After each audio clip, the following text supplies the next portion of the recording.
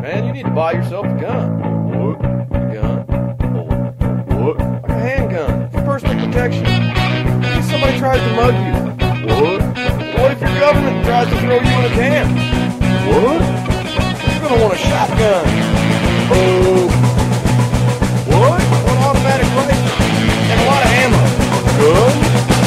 Yeah, a gun. We're all set to riot. Buy a gun before you lose your Second Amendment. Buy a gun.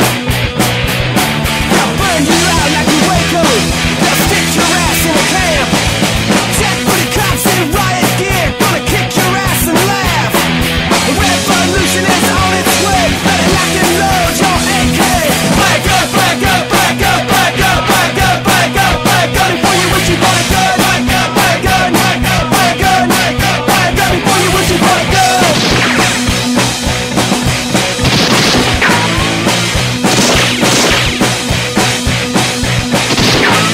We're all set to riot. Buy a gun before you lose your Second Amendment. Buy a gun. They gave your money to the banksters. They stole your pension funds. It's time that we took to the streets. It's time we had our turn. A revolution is on its way, and the founding fathers would say, buy a gun, buy a gun, buy a gun, buy a gun, buy a gun, buy a gun, buy a gun before you wish you bought a gun. Buy a gun, buy a gun, buy a gun, buy a gun, buy a gun, buy a gun before you wish you bought a gun.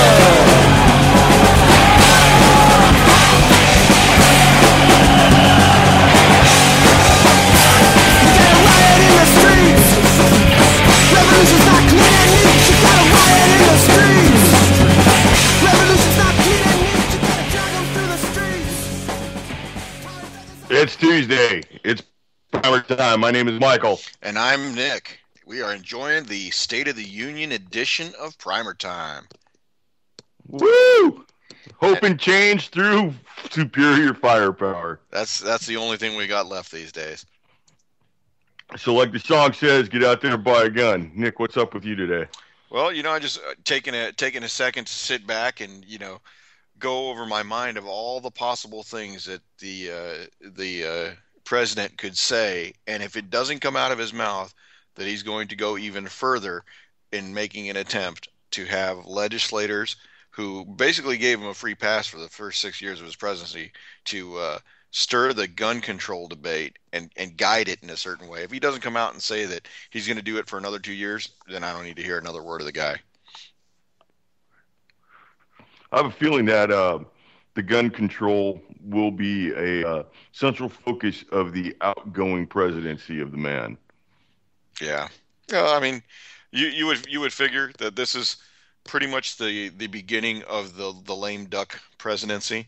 He's got a Congress that is, while weakened significantly over the last 6 years in terms of the amount of overreach that he's taken away from his constitutionally basically defined duties. He's dealing with a Republican Congress that really lacks the balls to do anything about his transgressions. So he's going to go out swinging and fighting. You think that the almost daily assault on the prison at Guantanamo Bay in terms of shipping people out to these other nations is going to stop? I mean, I would not be surprised if he was able to go ahead and get every single one of those detainees that's in that prison shipped off to a third country by the time he leaves office. Well, they say crises precipitate change, and as a former ear to the president, his right-hand man, now mayor of Chicago, and also currently a Mossad agent, Rahm Emanuel, said, never let a good crisis go to waste. So I would put money on a crisis of some sort that pushes the agenda for gun control. And as we've seen in the past, the argument that the assault rifles, quote unquote, are the issue will not be pushed further. I believe that the push in the future will be centered on handguns. Well, yeah, you take a look and see, what types of events have happened in the past 2 weeks, because there's almost a weekly shooting in a public place, and it's almost like it's by design to keep Well, and once again, that in all the public's the mind. recent shootings have been in gun-free zones because just recently there's been a shooting at a hospital and a shooting at a shopping mall. Both of these were directed shootings. They had an intended target. It was not a spree killing thing. In both cases, the gunmen offed themselves. Right. The victim had no chance to arm themselves due to the policy of the place they worked at. Right. So they were put in a trap. Much like And our they were service both members are on federal installations, by the way. Hey, just a regular person going into the mall doesn't have that right. Yeah, because malls are private property, actually. So malls can set that. They can set that that precedent any which way they want. But you're right in the sense that anytime these folks decide that they want to go out and do it for whatever reason. Well, I'm already starting to see things that are pointing towards the push for handguns, the push to ban handguns again, or the push to restrict handguns. Well, what about what we do know coming out of Representative Mike Honda and his attempts to forward legislation banning weapons assembled at home, so read AR-15s, or weapons that can easily be assembled at home.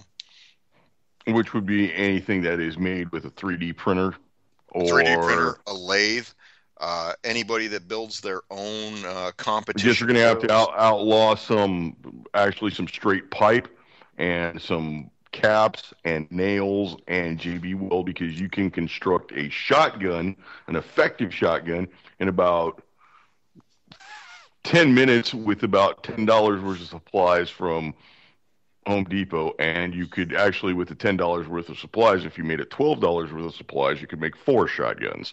Well, if you're gonna make the call to ban straight pipe, we might as well just call you anti-Semitic right now. Yeah, that'd be me. That'd be me. No kosher on this one. All right, so we got a question out of the chat. Let's talk about 17 rimfire.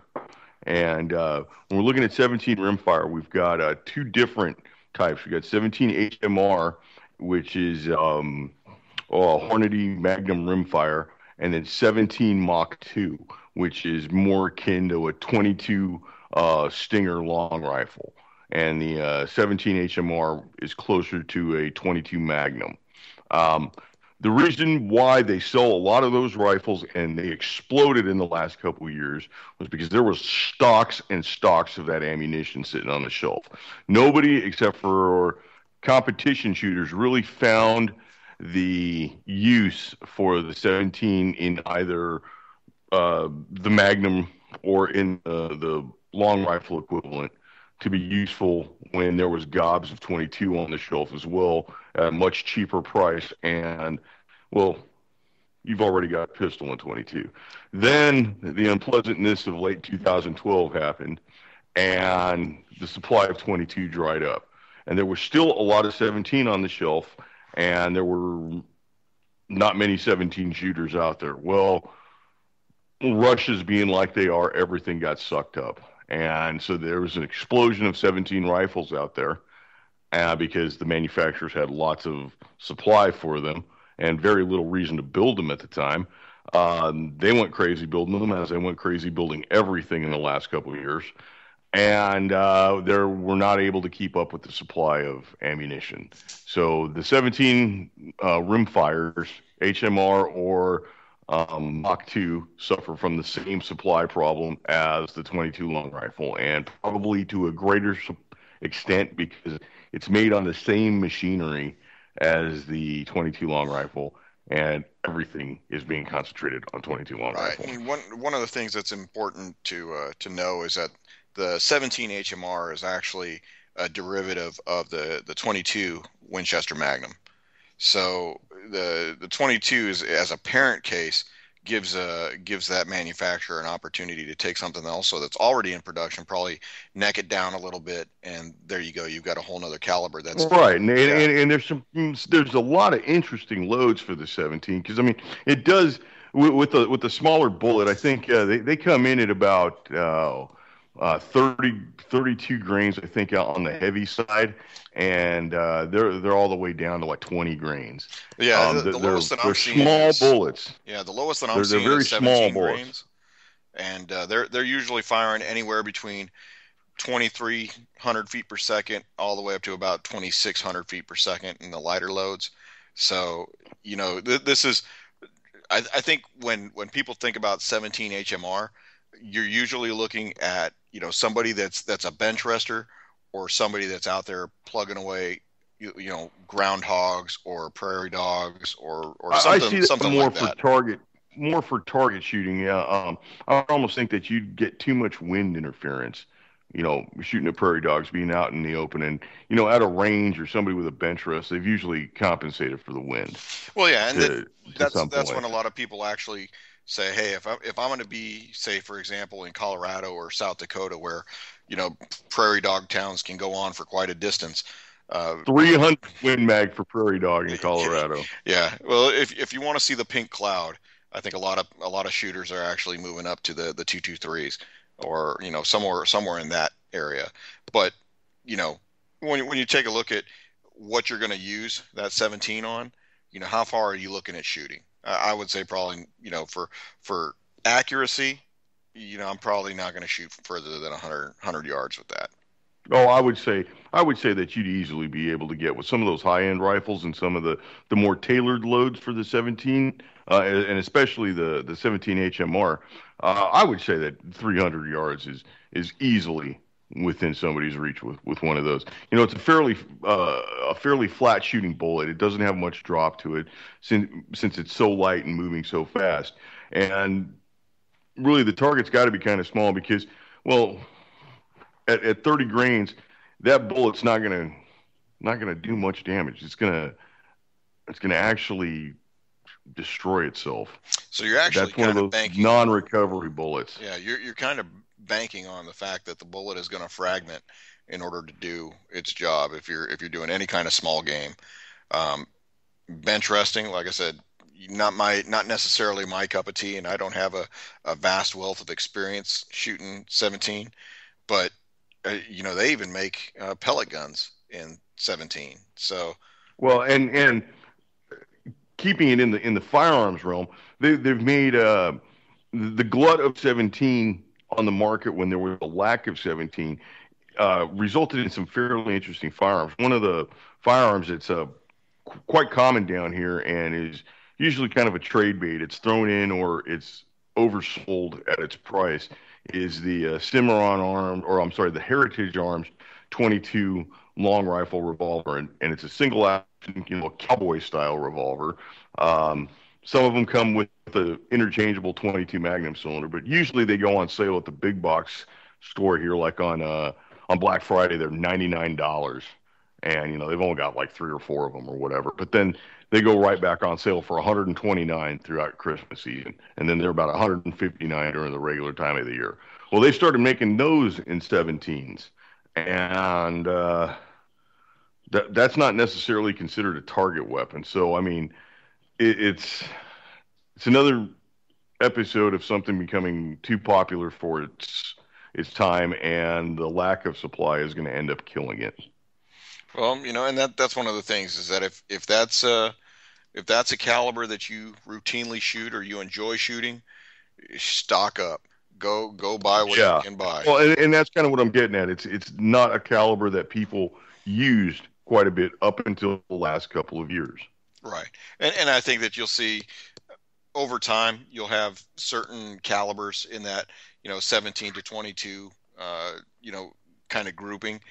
Certain calibers fall in and out of favor quite regularly because you take a look at the 222 Remington or the 222 Remington Magnum. They don't even make one of those anymore, and I have very rarely seen the. Oh yeah, you look at some of the 6 millimeter rimfire. They made some beautiful rifles that were in that, but good luck finding ammo for it. Yeah, definitely. Or say in a center fire that even happens. There was a run of Soviet. No, I'm sorry, they were Czech um, VZ-58 rifles, which look similar to an AK-47, but it's a different rifle. Nothing interchanges between them. But they were chambered in 7.62 by 45, not by 54, by 45. Yep. And I'll tell you what, if you find a box of 7.62 by 45, you are paying probably $10 a round. And you better have a reloading kit to go with it. You need those dies. It doesn't do you any good because it is steel cased ammo. Oh, well, there you go. There you go. That's why I stick with 8mm Mauser.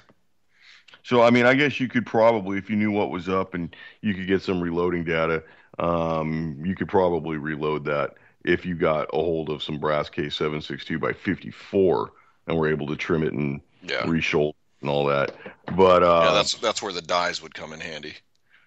Yeah, all those tools that you need for the operation. But those were pretty neat rifles, but totally hindered by the lack of ammunition. Yeah. And that rifle actually has a interesting history. That in the late 50s, the Czechs were kind of pushing away from the Russians or the Soviets, and we had the Prague Spring in '56. But at that time, they were building their own rifle, and the 7.62 by 45 cartridge was kind of like a big middle finger at the Kremlin. Yeah. Just an interesting history tidbit, if anybody cared. Yeah, there's no love lost there, that's for sure. No, but now they supposedly they're making those again for the U.S. market, the VZ 58 rifles, which they're calling the VZ 2008 now, and I don't know, people like them, whatever. It's not my thing. Well, I'm going to go ahead and I'm going to entertain a question we got out of chat regarding the 8mm Mauser reloading kits. So, as fans of the show know, I really like to shoot the 8mm Mauser. It's really versatile round. But the thing is that it's almost the equivalent of what we would have here in the States as the 30-06. So in Europe, all across the continent of Europe, that is the round that is always in their shooting stores. I mean, just like a 30-06 is here. When you're actually looking at buying the die sets, you've got the two different choices. If you've got a reloading station where you actually have the reloading press, you could just buy the dies. Or if you go in the Wayback Machine and you pick up the old Lee loaders, which are the one at a time reloading kits, you can get a kit just with the dies anywhere from probably $20 to do just the reloading die set that you go ahead and attach to your reloading press. And then you can go ahead and, if you can even find them anymore, if you can find the Lee loader kits, you can probably get those for $50-$60, depending upon who's going to outbid you at the last second if you're doing it on eBay. That's a hard item to find. Yeah, one of the last things that I did before leaving Germany was actually get that Lee loader set up, and damn if I didn't end up probably paying $20 more than I should have. So at the time that you bought it here in the United States, it was not available. Yeah, that's true. At that time, that's true. Nothing available for reloading, and this isn't that long ago. There was nothing available. Yeah, I was seeing cases of 5,000 Wolf primers, which are they're not poor primers, but they're a bulk cheap option. They're a value option in the reloading arena, and I was seeing cases of 5,000 of those going for $500. Yeah, I'll tell you That's what, crazy. There was quite a period of time where you couldn't find rifle primers anywhere. No matter where you went, you couldn't find them online. You couldn't find them at a store. You couldn't. I mean, they were almost like gold. If you had them, you were selling them at a huge profit, and if you were buying them, you were getting taken. And a lot of people spent a lot of money thinking that the ammunition wasn't going to come back. There's always that fear when there's the pending legislation, Yeah. which brings us back kind of like to the Freedom Group issue. Who are the investors in Freedom Group? And you take a look at let's just bring up a current issue. Dianne Feinstein's husband, Richard Bloom, head of Coldwell Banker Real Estate. They're selling off the infrastructure of the country, and he's standing to make $1 billion on this deal. There's a problem with that. Yeah, And certainly. so when we've got the voices that cry loudest for gun control, which always results in a massive rush and panic and increased prices. And well, to be frank with you, booming sales and record-breaking profits for the manufacturers. And who holds the stock? I would dare say that Dianne Feinstein or her husband, with their massive, massive wealth, I would dare say they have some sort of involvement with Freedom Group at some level, or Cerberus Capital, Yeah, which probably. I think it runs into a conflict of interest. But I mean, hell, if we're going to talk about Dianne Feinstein's conflict of interest, we're going to be here all night. Yeah, it'd be time.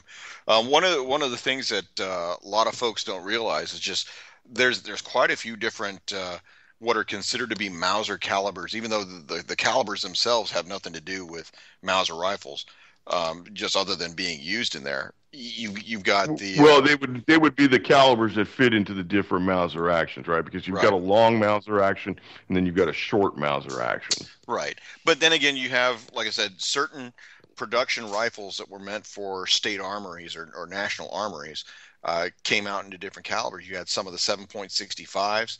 I think those ended up going to Argentina.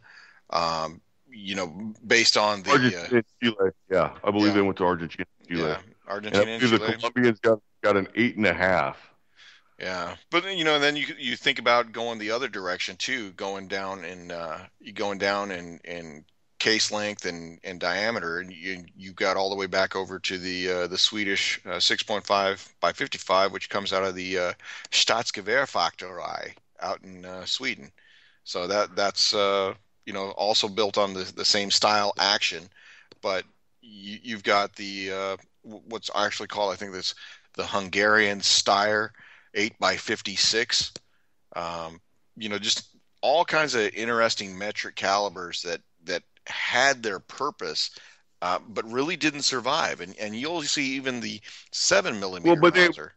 but it wasn't necessarily the caliber that didn't survive. The caliber was proprietary to the area it went. The action always survived. Right, exactly.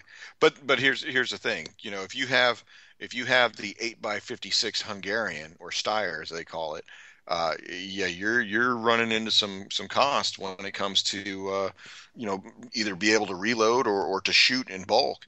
I tell you what, Okay, every so now single let me ask you. Uh, you've got this 8 by 56, which is, or the caliber you just said. I'm sorry. yeah, the Hungarian 8 by 56. And that's you, as you're saying, that's pricey to reload. An option is to have it rebarreled. What caliber could you possibly rebarrel a rifle that's chambered in 8 by 56? What could you rebarrel that to with a minimum of work? So you'd actually kind of look at going two different ways with that. One of the ways is that either you could use the same barrel and rebore the barrel into a larger diameter. So going up from 7.92, making that into something in the 9 millimeter range. You can make it 9.3. You can make it going the other way in the customary measures. You can make it like a 338, or you can go the opposite direction, take out that barrel and then bring it down and have it fit into something like a 308. That's actually kind of where I see a lot of folks that have basically bringbacks, or they bought these Mitchell Mausers, and for whatever reason the Mitchell's Mauser barrel didn't stay as pristine as it was when it arrived. A lot of folks The spray paint wore off. exactly, yeah. Or the penciled in rifling has gone away, and now it's just a smooth bore musket. Yeah, you brought up the issue of having a barrel rebored. I shudder to think at the cost of that in our current throwaway society. Yeah. So what I actually have seen, and I was very impressed by the craftsmanship of the metal worker who was actually turning the barrel and marrying the action up with the barrel that he was putting on. Basically took a Yugo M48 derivative Mauser action and stripped the 8x57 barrel off and put on a basically it was a throwaway AR-10 308 Winchester barrel and put that on there, and lo and behold, works just fine. So I mean That's that beautiful. I think that that's a really useful way. I mean, if you're into working with metal, and one of those things that I wish my high school would have had instead, they wanted arts and sciences, and unfortunately things like metal You shop, needed wood shop, and band. yeah, You needed band. You didn't need metal shop and wood shop. yeah, That would have taught you how to make things and build things, and then you wouldn't have bought things, and then our exactly. economy wouldn't have worked. So yeah, so when you look at it this way, my recommendation is if you're going to go from something that's a wartime caliber from Europe, and you have that in your possession, I would definitely consider taking that down out of the metric calibers and bringing it into something in the customary measures, like whether it be a 338 if you want that, or bring it down to a 308. I personally don't see. Some you can get ammo at Walmart. Right. And here's the thing. People would say, well, why not just make it into a 30-06?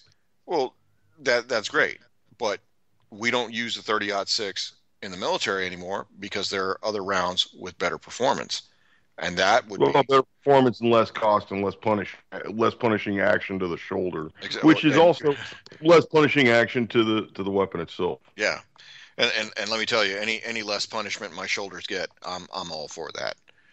Yeah, well, you're kind of on the mend still, I so am bionic shoulder guy. we'll So cut you some slack, Robo Boy. yeah, so I would recommend anybody out there that's looking at rebarreling their European action, go to 308 or go up to 338. Just think about what you're planning on using it for, and look at the availability of the barrels that are out there. You may be able to come across a deal from one of the websites that has a blemished barrel for cheap, and if you've got somebody who knows how to turn metal, well, you can basically get yourself a brand new weapon out of that. That'd be pretty nice. Yeah. All So right, so SHOT Show's in progress right now. it is, and if you got a chance to get to Vegas, I would definitely say go there. No, there's a whole bunch of issues. Dan went and last year ended up having some problems and then had to come back. But there was it's quite a journey to get some tickets. I think actually you and I could probably get some tickets to go. We're using the UCY press passes, and maybe we can use the UCY MasterCard as well. But As long as that gets us into the SHOT Show buffets at the Luxor, I'm all for it. I've heard they're kind of beautiful. The But there's some buffets are interesting news coming out of the SHOT Show. Something that I find to be really interesting is Palmetto State Armory has introduced their own in-house AK-47. They are bending their own receivers, bending and stamping their own receivers, and making their own AK-47s. So that'll be very interesting to see what those come out at. I bet you the price is not going to be dirt cheap, but I have a feeling that the quality is going to be top notch, and that's pretty interesting. That defeats a lot of the gun control hysteria, and then in the AK-47 arena as well. Kalashnikov concern, which has been, hit with the sanctions that were placed on Russia, has created the ultimate end run around the sanctions. And drum roll, dun, dun, dun, dun. Kalashnikov concern is building effect in the United States.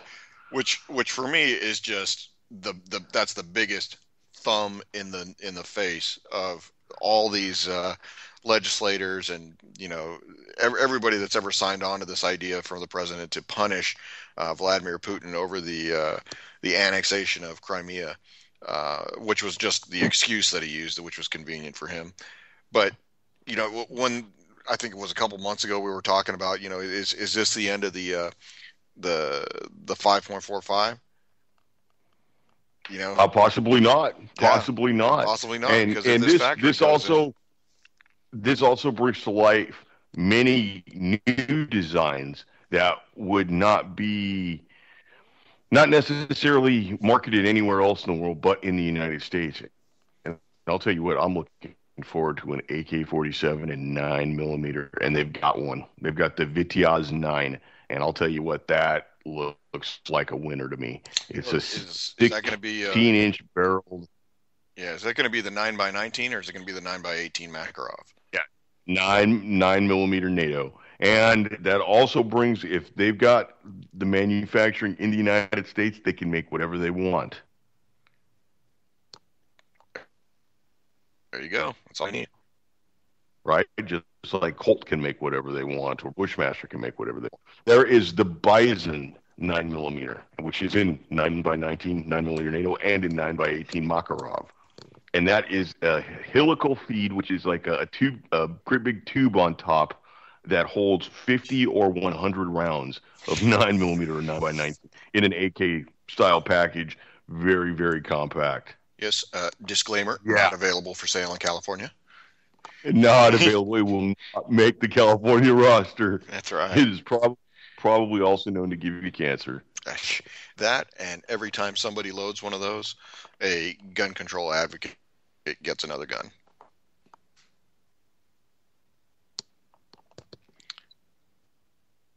So, Michael, did I lose you? And our sponsor for tonight's show is Liberal Tears Gun. Yeah, you there? Yeah, I'm here. It just sounded like you just popped off for a second. So one of the things that I wanted to talk about is we're getting into the dog days of winter. A lot of places that I'm seeing, the weather every week it looks like the East Coast is getting probably from West Virginia going on up through extreme Western Maryland, Pennsylvania, and north is getting snow. Everything below is getting rain, down towards southern Georgia, Florida, get thunderstorms. Getting a lot of precipitation. And you know what precipitation means for firearms?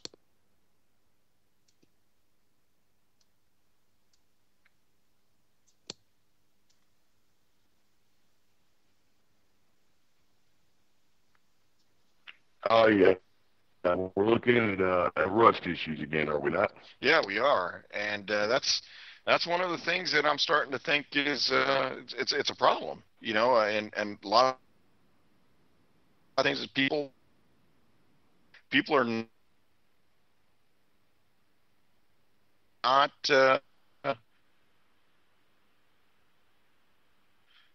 so.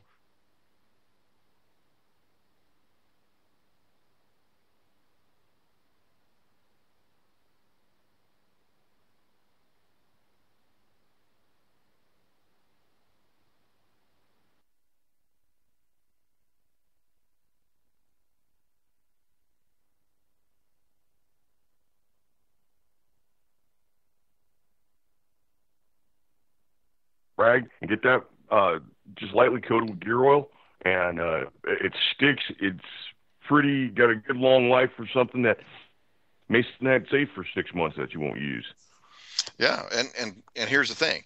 So you think about it. A lot of folks have a weapon that's maybe sat in their safe for 10 years, right? Maybe fire it once a year.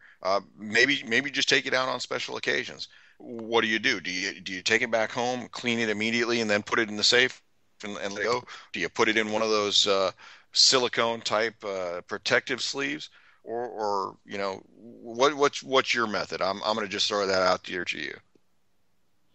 For me, I like to if I've got something that I don't shoot very often, and I'll depend. I've got varying levels of things that I have attachment to, and most of the things I'll clean after I use, or I'll clean within, say, 24 hours of use. There are some things that I just don't ever clean. Okay. Well I've got a couple of shotguns that I just don't I don't ever clean. There's a couple of shotguns I just don't ever clean. And I, I'll wipe the outside down with oil, and if there's any great big chunks of carbon, I may hit it with a brush or something. But yeah, I don't put anything down the barrel or anything like that. yeah. Well, I mean, I think that for different types of weapons, a certain amount of fouling is acceptable. Certainly, you're not going to get the same level of performance out of a brand new barrel as you're going to get out of one that's properly worn in or broken in. But taking a look like this, anytime that weapon is exposed to any kind of precipitation, whether it be, you had a light rain falling when you were out hunting or something like that when you were on Or the you live in a humid area, or yeah let's say it's not even it's not a rifle. It's not something that you took out and exposed to the elements. Let's say it's a pistol that you carry on your person on an everyday basis, in an inside the waistband holster. And whether or not you wear a T-shirt or not is your own choice. And to be honest with you, it makes very little difference if you live in a humid and hot area. Your weapon will receive your body's moisture, yeah and that's pretty harsh on a weapon as well. So if you carry a weapon on a daily basis, or you practice your right to carry, take your weapon out of the holster and give it a look, at least every other day. yeah you might see some of that copper fouling on the inside of the action where it rubs up against the holster. Especially if you've seen some of those holsters that actually hold a couple rounds of ammunition. Take a look at the brass. You'll actually see some corrosion start to form on Well, those I've cases. got an issue with that myself. I had, and I spoke about this a while back. I had an issue with some aluminum cased ammunition that was made by CCI Blazer, and it was 38 special plus P. And I've learned from that experience I shall not use plus P um, aluminum cased ammunition, and I will also keep that in the case that it comes to from the store in. I will not take it out of the case and store it in anything other than the box that it came in. I had stored them in a leather pouch, and in contact with the leather pouch, the chemicals that were used to tan the leather had contaminated the aluminum, and it had weakened the aluminum. And when I expanded the cartridges, they had cracked and split cases, and Yeah, that can that's not good. that can be a kaboom. So it's important to not only keep an eyeball on your weapons, but on your ammunition as well. And honestly, you should, if you carry a weapon and you decide to use a more expensive hollow point ammunition, well, if you're going to buy one box, it's probably not a good idea. You should probably buy two boxes and see if it works in your weapon, Yeah, certainly. because not all hollow points are built the same as with the same profile as a round nose ball ammunition, Yeah, and they may feed in certain weapons better than others. I know for a fact that some 1911s right out of the box don't like certain kind of hollow points. yeah. Well, and here's the thing, every weapon is different. I think anybody that hand loads will attest to certain barrels liking certain configurations of ammunition. Uh, but it's like that even for factory loads too. I'll tell you, I had very poor performance out of some CBC 7.62 by 5.1 cartridges, whereas the Federal, lead rounds instead of the FMJs did fine and were fairly consistent in their performance, whereas the CBC FMJs just were all over the place. Yeah, and maybe that's in line with that nation's ideals about the weapon. I'd like to quote my buddy Ivan Chesnikov and say, rifle is fine, comrade, is used by conscript. Yeah, So, the first man gets the rifle, the next man gets the ammunition. right, exactly. So, I mean, other countries have different philosophies behind their weapons. And to be honest with you, whether or not something shoots at minute of angle is not the issue. You just want to be able to hit a man-sized target 200 yards away. Right. So, it's one of those things that I think that a lot of folks have to they have to take into consideration when they're buying ammunition.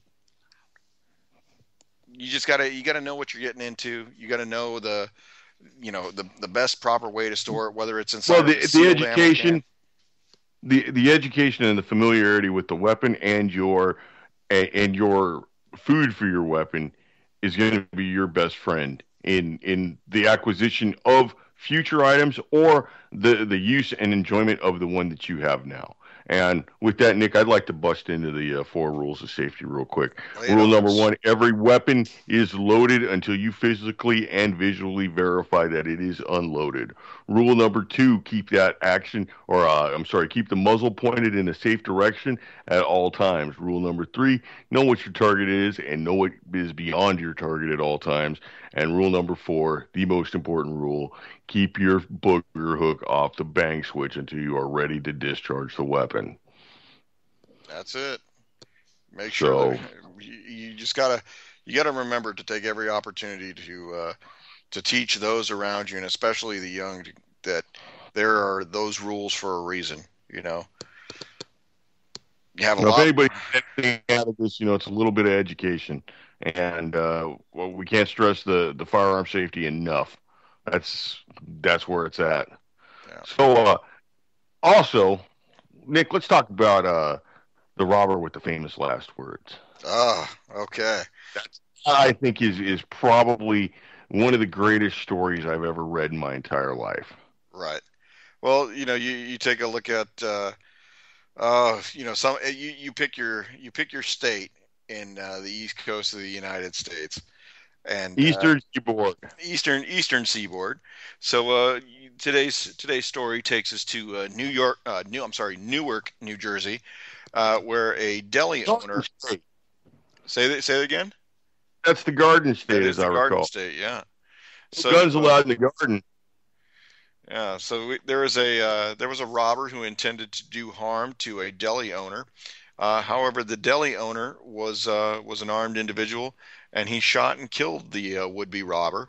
He will not face charges, and the acting Essex County prosecutor, as well as the police director, say that the owner of the deli had a permit for the firearm that he used to defend himself. So it sounds like it was a justified shooting.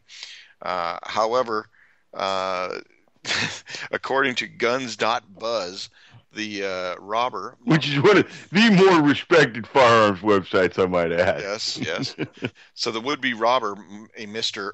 Mark Robinson, supposedly uttered the last words that were, "I thought you couldn't own a gun in New Jersey."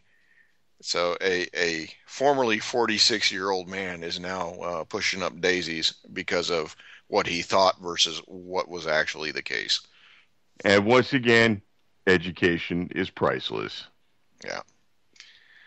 So there you go. I tell you what, it never fails to surprise me when you see stuff like this. I just think of the famous clerk from the movie Raising Arizona, where he's got I believe it was a 357, when High tries to knock off the convenience store.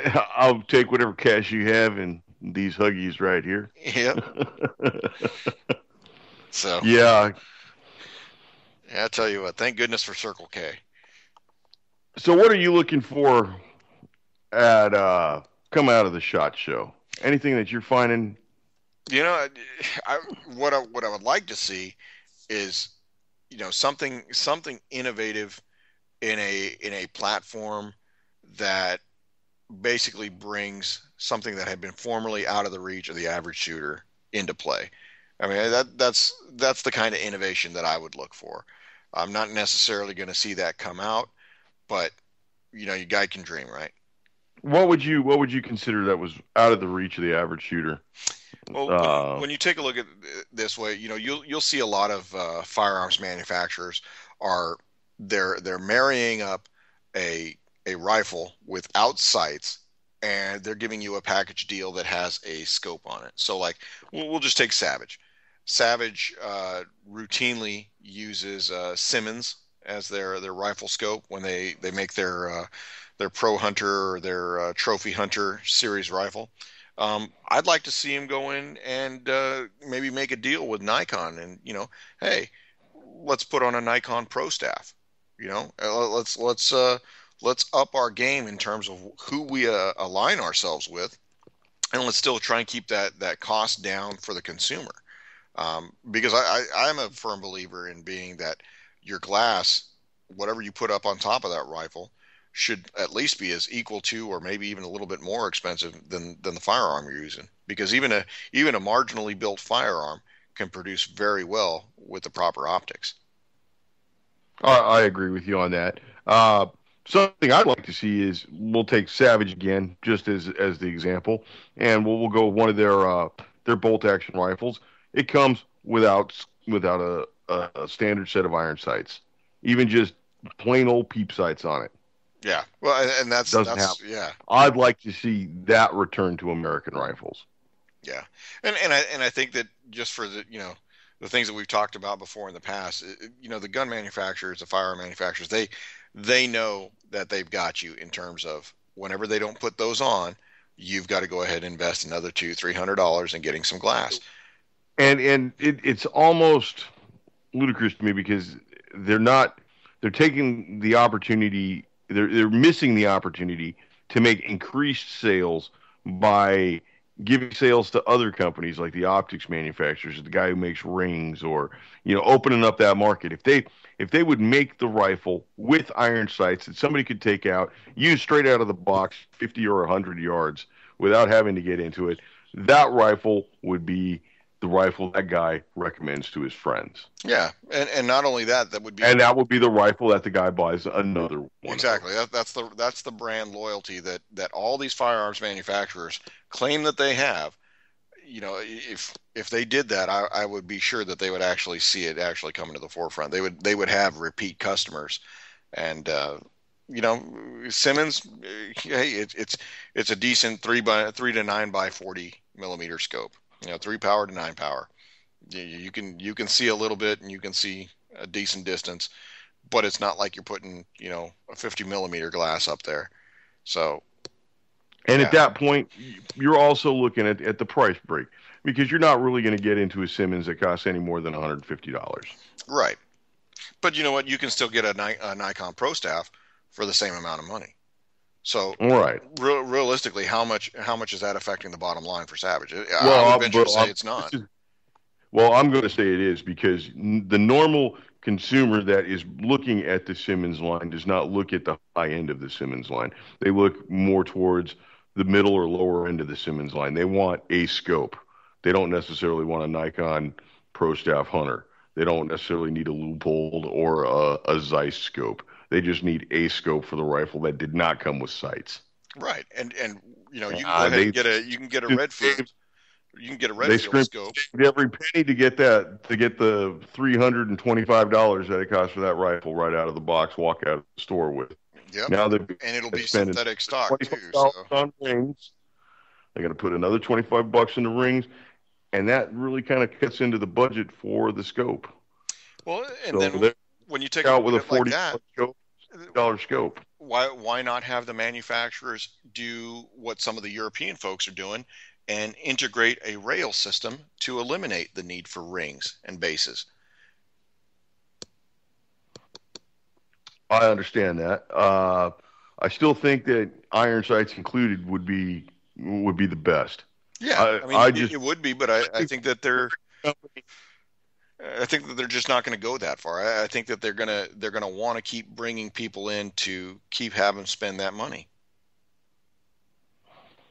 Well, I'd like to see that. That's what I'd like to see. Another thing I'd like to see eventually come out of the SHOT Show would be a pistol about the size of the Ruger LC9 that held 20 rounds of 22 long rifle. Ooh. That's what I'd like to see. And the next thing you'd like to see is 20 rounds of 22 long rifle. That's true. Now, I'll tell you what, the big box near me has it. Not Walmart. Academy has it, but they keep that behind the shelf, and you're still at a 2-box limit. When it's at Walmart, it's like to be honest with you, it's like the hot dog aisle on like Food Stamp Friday, and that 3 box limit is sometimes it's played and sometimes it's not. Right. And Well, and it all depends on who do you know working behind the counter too. that's true. I went with a friend of mine, and he's a 22 Magnum freak, and we were able to score 4 boxes of 22 Magnum, 2 for me and 2 for him, and he was really really happy. And but that he's cultivated a relationship with those guys there. I almost look at them as just a pain in the ass. Seriously, Yeah. they don't know anything. So But going back to your idea about the sights, would you prefer to see the manufacturers just go in with the standard iron sights, or would you like to see them do something that's probably even a little bit cheaper and using those fiber optic sights? Nick, to be honest with you, even if they put a ball on the front like you'd see on an older shotgun, just a little BB on the front and a peep in the back, that would be fine. Just so the buyer of this guy who in these trying economic times has scrimped and saved, and he spent his last or his $350 to get a rifle and a box of ammo, and he wants to go out and use it, and he can't. Yeah. But you give him that's plain bead and the peep in the back, and he's got that rifle probably out to at least at 50 yards and probably out to 100 yards depending on the boy's eyes. That makes a guy feel like he got a deal, and honestly, that guy will buy that same rifle again. Yeah. Well, just because he can use it straight out of the box. Yeah. I think that's one of the things. I think one of the cool things that we might start seeing a little bit more coming out is the modular rifles. Last year they had the 1022 takedown. You may see something like that. And do you have any experience with the 1022 the 1022 takedown? I really don't. But I saw that last year, they went ahead and Chiappa Arms started bringing back the M6 survival gun. So, right. I think that there's a niche market out there for it. A 1022 by definition isn't the largest firearm in the world. So no, and to be honest with you, a rifle that takes down halfway in the middle has a tendency to have problems. Right. And I've had some experience with the 1022 takedown, and well, in essence, it is a 1022. It's not necessarily what I'd go after, and wouldn't be the direction that Ruger seems to be pursuing. And I'll tell you that Ruger has also brought back the Charger, but they brought it back as a Charger takedown. Now, for people who may be unfamiliar with the Charger, it was a 1022 receiver that was built into a pistol. So it was basically a 7-inch barrel on a 1022 receiver built into a handgun. And that didn't sell very well. I guess it was just too radical. It's actually a really, really awesome little piece. Yeah, you throw a bipod on it, and you look pretty well set up. It came with a bipod, and it was just as accurate as anything could be, and didn't sell very well. And I just don't know if it wasn't the right time for that or whatever. But they brought that back as a takedown version, and I just don't see the need or the wisdom for a takedown Ruger Charger pistol. I really don't. I think it solved a problem that didn't exist. Right. And that's what I see with a lot of the innovations coming out of the SHOT Show. And I'm going to use air quotes around innovations again because they're not. Smith & Wesson's big thing is this year at the SHOT Show is all their M&P pistols now have a carbon fiber-like hydrographics applied to it. Yay! Yay! That's exactly what I've been looking for. It's the lipstick on a pig argument. I'm waiting for him to put skulls and flames on it next. Yeah. Come on now. Where's the innovation? I'll tell you. I've seen something from a company called Signal 9 Defense, and I don't know how far it goes in innovation, but at least it's a new product that nobody else has out there. It's not another iteration of the 1911 or the AR-15. It's this company, Signal 9 Defense, has a 4-barreled pistol. It's a break action, kind of similar to a double barrel shotgun or a single barrel shotgun or an old Webley revolver. Actually, not even similar to a Webley revolver because that's got a top lock. This thing just busts open and it's in 32, 380, or 38, and it's a 4-barrel pistol, and it holds 4 reloads in the grip, and so you've got 8 rounds right there, kind of 4 rounds at a pull, and it's kind of marketed towards people who are not necessarily firearm savvy, but do see the need for a firearm, but don't necessarily have the hand strength to operate a semi-automatic pistol, and are maybe somewhat scared of a revolver. These have a laser max sight built in that operates when the pistol is picked up. I think it's pretty neat. It's another option out there, in a land where we're just seeing nothing but rehashes of the same exact thing. I mean, for the love of whatever deity you hold holy, do we really need another 1911 that's got, now it's got a polymer frame with sparkles? Well, that just goes back to the same thing we keep hitting on, is that I think that in a lot of regards, we're no longer a nation of innovators. We are a nation of consumers. And I think that translates very well to the firearms industry. They understand that we're just conditioned to go out and buy the next new thing, regardless of the quality. Hence the reason why people are standing in line at Apple stores every time they... And it's not even new. Exactly. That's the killer. Exactly.